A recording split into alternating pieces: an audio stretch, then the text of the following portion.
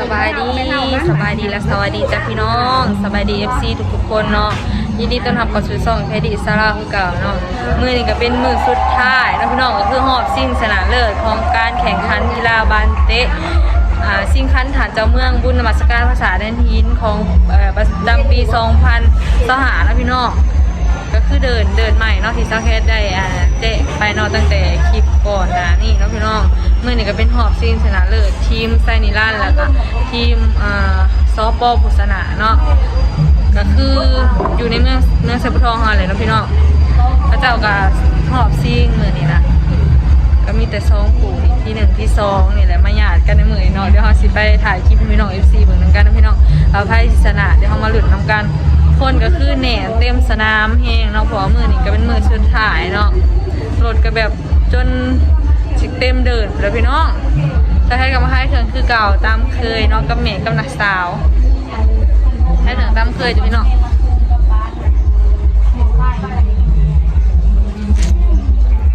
เบิ่งรถแหน่เลยเนาะรถกระลายเพราะมันเป็นมือสุดท้ายถ่ายสุดของปีนี้นะพี่น้องผู้ชมผู้เชียร์ก็แบบติดขอบสนามมือนี่ก็ดูเดือดแห้งเลยพี่น้องเพราะว่าทีมนี่นะแบบแข่งทั้ง2ทีมเลยเนาะมาพอกันนะทีมที่แข่งเลยเนาะเดี๋ยวจะพาไปหยางไปเบิ่งกันซะนิดเพิ่นก็มาได้พี่น้องมือนี้เพิ่นอันทีมน้องไปผ่าว่าอยู่กับแม่เนาะพาลูกไปอันแม่ค่ะก็จนสิเป็นลมเนาะขายดีโพดวี่ไหวๆน้องอ่อนทำไงเนาะพี่น้องถ่ายเบิ่งจากผู้ส้มผู้เสียก็โหเนาะพี่น้องหน้าแหนนแห้งเนาะโอ้เด็กก็จะลงไปเลยเดี๋ยวจะไหนสักแค่สิหยางไปถ่ายให้เบิ่งเนาะพี่น้องมื้อนี้ก็คือแบบสิคือคักแห้งป้าเลยหน่อยเตะจุดโทษเข่าเลยสิ่งที่1แหละที่1กับที่2นี่แหละมาลุ้นว่าสิได้เนาะเข้าแหละจนโหค่ะเบิ่งก่อนโมได้กินดาดค่ะคือว่าถ้าเข้าเนาะว่ายังกว่านี้แล้วเนาะสิตกเสียบ่ไอ้น้อยจุดโทษอีกได้บ่มันออกขอบเตะมุมเนี่ยไอ้น้อยไปถ่ายกันเร็วไปถ่ายเดินสิพาไปเบิ่งเนาะคนก็คือคักแบบหน้านี่แห้งแล้วนี่เนี่ยเบิ่งมาลุ้นกันอันนี้ทีมซอปอพุษณาเนาะแล้วก็ขาหนึ่งก็ทีมไซนิลันเนาะโพธิเต็นถามกันเลยเนาะสนิกเพิ่นก็มาเนาะมื้อนี้ผู้สาวขึ้นมาผู้สาวลูกหัวติดอันนี้ก็ผู้สาวได้ยังโสดว่าบ่เขาป้าเบิ่งไหมเนาะปีหน้าแบบดูเดือดแห้งเนาะพอเอายังบ่ได้เก็บเนาะระวังเด้อแม่ถ้ากระเล่นก็เพราะว่าแบบนี้เล่นเหมื่อยเนาะเล่นเหมื่อยได้มันบ่สุดแขนสุดขามีมือนี่มีอันนั้นเนาะกรรมการขอบตุ๊ดมีตุ๊ดเสียท่านน่ะโอ้ยคือหัวแท้คือหัวลายเลยเนาะดูเดือดนะพี่น้อง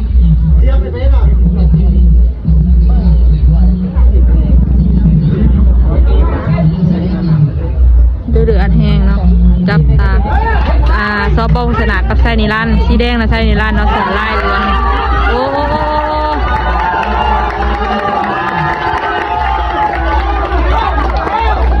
อันตรายนะพี่น้องทีมนี้เนาะ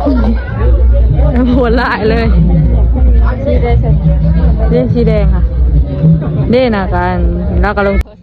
ขอคือพอก่อน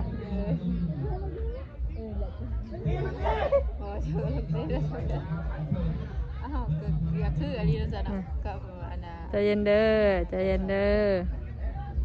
เอาคนบ้านไก่กันนี่มันคือเนาะบ้านไก่กันโอ้ยก่อนเสียมาสองโอ้ย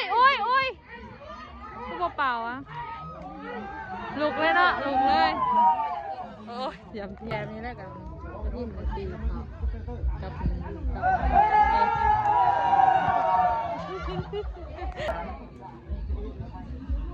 ผู้ชมผู้เสียกับแบบดูเดือดนะพี่น้องคิดว่ามันนะผู้ชมผู้เสียเลยจิ้มละ7แต่ถ้ากูหักดิแมนบอหนับแหละ2 4 บ่เลยสาวทั้งผู้หับติ แต่ต้องหาเผื่อ บ่จะสินับเสือได้ปะยังเห็นนี่แหละเขาสิตายมุม2 4 6เจอ7 8ทั้งผู้หับแม่นแล้วพี่น้อง8ทั้งผู้หับนี่แหละกระทิมมันอันนั้นทิมมันอันอะไรโบแมนทิมลาวทิมบัตรนี่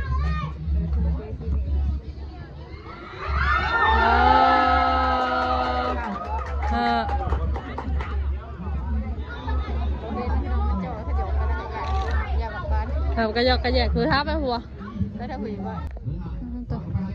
ถ้าบ่อยู่บนน่ะอยู่บนนั้นมันดูเดือดเกินท่านนี้ก็เจ้านางส้มแบบสาวท่านนี้ก็พอเลยเอาได้สาวอันตรายอันตรายบอกเขาอย่ามันขามทางน้ำมันใส่เฮาก็คือคันรางวัลเนาะพี่น้องคันเจ้าเมืองมันก็จะลงมาหมอบเนาะหมอบคันรางวัลใครได้ที่1เพิ่งกำหนดกันถือว่าทุ่มเข้ามาอย่างสวยงามจากผ่านในบอลถือว่าบ่มีเกิดขึ้นถือว่าบ่มีเกิดขึ้นถือว่าเป็นพันผู้สาวทำไมไม่เด็กคนเนอร์มาเนาะถือว่าไปถึงผลิตของใส่แรงการค้าแต่ถือว่าแน่นอนพวกเขาอิงใส่กติกาของการตัดสินในการตรวจการแข่งขันทุกๆปีเป็นน้ำใสเพื่อเป็นสีน้ำของสหพันธ์มันติแขวงสวนเขตในจังหวะนี้ถือว่าสปปชนะจะได้รู้บอลนี้จังหวะนี้ถือว่ากล้องถือว่ายังอุ้ยกล้องสามารถเกือบไปในจังหวะนี้ถือว่าสปเบิ่งกล้องเสียนทีมมันแบบดูเดือดแทงเนาะพี่น้อง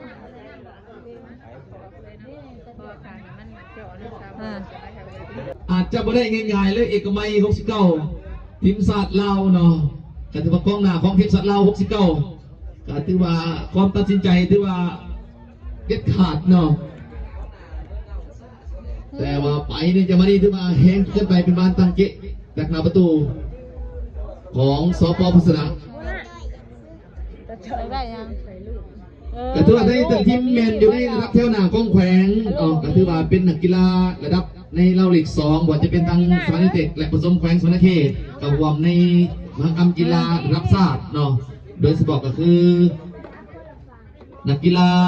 ระดับแถวหน้าของชาติคือทีมชาติลาวเนาะมีอย่างเกิดขึ้นเนาะในจังหวะนี้ถือว่าไปการวางเกมของแต่ทีมจะสอดไปหรือบอลในจังหวะนี้ถือว่ายังบอลไปโอ้ยบอลตามประเทศถือว่าบอลฟาวไปเนาะก็ถือว่าขอโทษกันบ่เป็นอย่างเนาะห้องมาใส่แล้วเปลี่ยนทีมแล้วเปลี่ยนขังเด้อนี่ขังนี่ขังนี่ร้านตัวพุ่นนะนี่ร้านตัวนี้นี่ร้านนะขังนะนี่แล้วตั้งเลย1 ชุดแล้วอ้าวคือว่าบางว่าบ้านนะทางบ้านเท้าก็จะมาทางก็จะ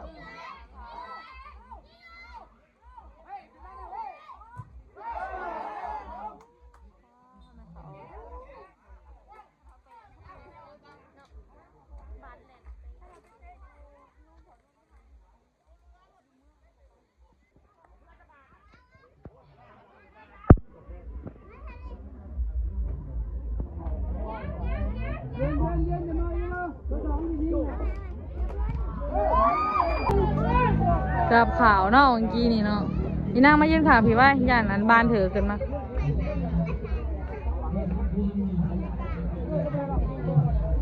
น้องเสียบตะกี้เนาะน้องลีก็เรียกกันเนาะ จีน่าเป็นไรคะมาลุ้นกันถือว่าระวังหลดเด้อมาวัดดวงกันว่าดวงใครจะไปแข็งกว่าหรือว่ามาวัดชิตีนั่นกันอีกพ่อเนาะหรือว่าใส่เลยกันค่ะ1โอ้ยพอคนขาวท่านนี่ถือว่านี่ถือว่าท่านนี่ลั่นเนาะนำไปเลยประตูไม่ตีสิงห์ลาดเนาะเบอร์35 ใจบุญ เราเป็นทีมศาสตร์เนาะ ในจังหวะนี้ถือว่า ค่อยๆก็เข่านะคะแม่นะ โอ้ย เข่าเนาะ ถือว่าเอาที่สวยงาม เอาหนักกีฬาทีมศาสตร์ดิ มาลุ้นกัน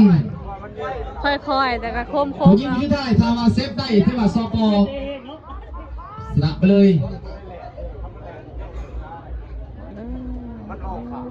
ผู้ที่สามเนาะต้องแจ้งนักกีฬาพร้อมต้องแจ้งนักกีฬาพร้อมเนาะ มันบอกกล้าหักมันจะเตะแห้ง ยิงคนหนึ่งบ่ โอ้ยจะกันอีกทีทางไหนดูใส่ก็กลัว อันซอปอยิงก่อนเนาะใส่ลันยังอีกคนหนึ่ง ใส่ว่าเดาเอาชิโดถือหรือโดนคนถือ ที่ยิงก่อนลูกสีแดงยิงก่อนไอ้นั่นยิงแดงก่อน เห็นบ่ ลูกคนเดียวลูกคนละคนแล้วอันนี้ โอ้ยได้บ่ได้แล้วนี่ยังตียังผูกยัง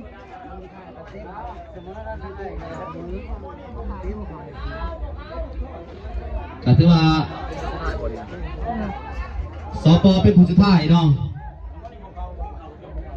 ถ้าว่าพวกเขาเป็นไซแลนด์กันค่าไปคงแซมแน่นอนเนาะถ้าว่าเขาแล้วเสมอกันเนาะ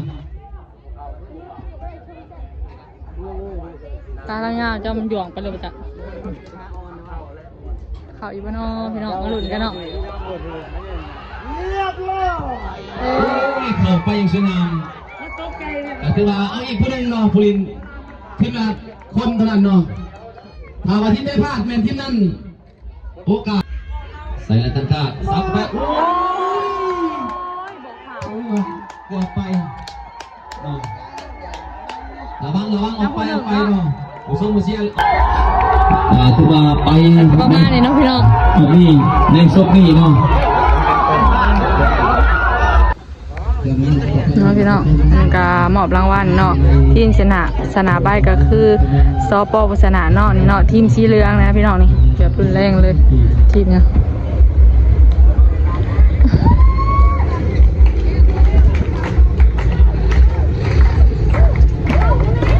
ก็จะเป็นทีมอันสร้างใหม่แล้วพี่น้องเพราะว่าพี่เหลือในบ่มีเนาะ